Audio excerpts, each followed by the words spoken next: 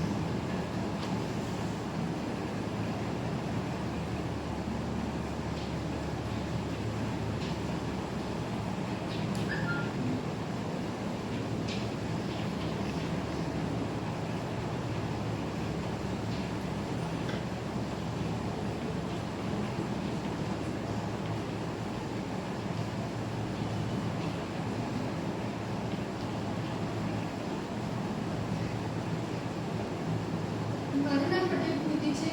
હું સ્વામી વિવેકાનંદ સર્વોદય bank education college મહેસાણાની પ્રશિક્ષણાર્થી છું. હવે હું તમારો પરિચય લઈશ. તમારું નામ શું છે? મારું નામ ચેતવી છે. તમે ક્યાંથી આવો છો? હું મહેસાણાથી આવું છું.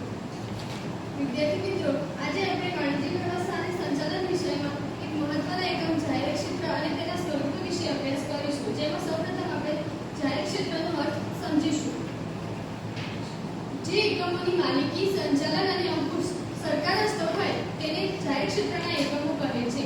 જાહેર ક્ષેત્રના એકમોનું સંચાલન સરકારી અધિકારીઓ દ્વારા કરવામાં આવે છે. જાહેર ક્ષેત્રના કુલ 3 સ્વરૂપો છે: ખાતાકીય સંચાલન, જાહેર નિગમ અને સરકારી કંપની. જેમાં પહેલું છે ખાતાકીય સંચાલન. સરકારી ખાતા દ્વારા જ્યારે જાહેર ક્ષેત્રના એકમોનું સંચાલન કરવામાં આવે ત્યારે તેને ખાતાકીય સંચાલન કહે છે. સરકારી ખાતા કેન્દ્ર કે રાજ્ય સરકાર દ્વારા સંચાલિત હોય છે. ટપાલ ખાતું, રેલવે ખાતું વગેરે ખાતાકીય સંચાલનના ઉદાહરણો છે. બીજું છે જાહેર નિગમ. સંસદ કે વિધાનસભાના ખાસ કાયદા દ્વારા જ્યારે સંસદ કે વિધાનસભાના ખાસ કાયદા દ્વારા જે એકમોની સ્થાપના કરવામાં આવે તેને જાહેર નિગમ તરીકે ઓળખવામાં આવે છે. જાહેર નિગમની માલિકી કેન્દ્ર કે રાજ્ય સરકારની હોય છે. ભારતીય જીવન વીમા નિગમ, ગુજરાત રાજ્ય શાળા પાઠ્યપુસ્તક મંડળ, crude corporation of India, Indian airlines વગેરે જાહેર નિગમના ઉદાહરણો છે. અને ત્રીજું છે સરકારી કંપની. જે કંપનીની સ્થાપના અને સંચાલન ભારતીય કંપની ધારા અનુસાર કરવામાં આવે તેને સરકારી કંપની કહે છે. સરકારી કંપનીમાં સરકારી મૂડીનું પ્રમાણ ઓછામાં ઓછું 51% હોય છે. આ કંપનીમાં સરકારી મૂડીનું પ્રમાણ વધુ હોવાના કારણે કંપનીના સંચાલનમાં સરકાર પોતાનું પ્રભુત્વ પુરવાર કરી શકે છે. સરકારી કંપનીમાં શેર રાષ્ટ્રપતિના નામે ધારણ કરવામાં આવે છે. તો વિદ્યાર્થી મિત્રો, આ ઉપરથી હું તમને કેટલાક પ્રશ્નો પૂછીશ. જેને આવડે તે હાથ ઊંચો કરીને પૂરા વાક્યમાં જવાબ આપવા પ્રયત્ન કરશે. જાહેર ક્ષેત્ર કોને કહે છે? જે એકમોની માલિકી, સંચાલન અને અંકુશ સરકાર હસ્તક હોય તેને જાહેર ક્ષેત્ર કહે છે.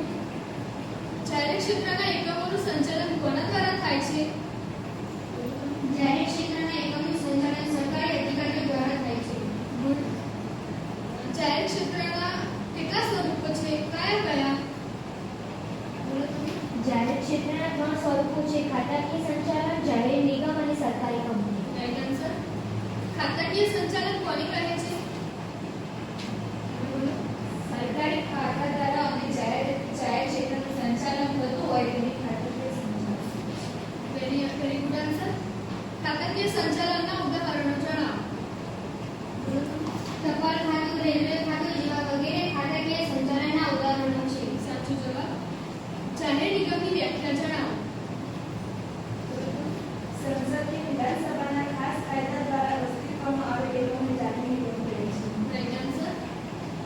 જાહેર નિગમની માલિકી કોની હોય છે?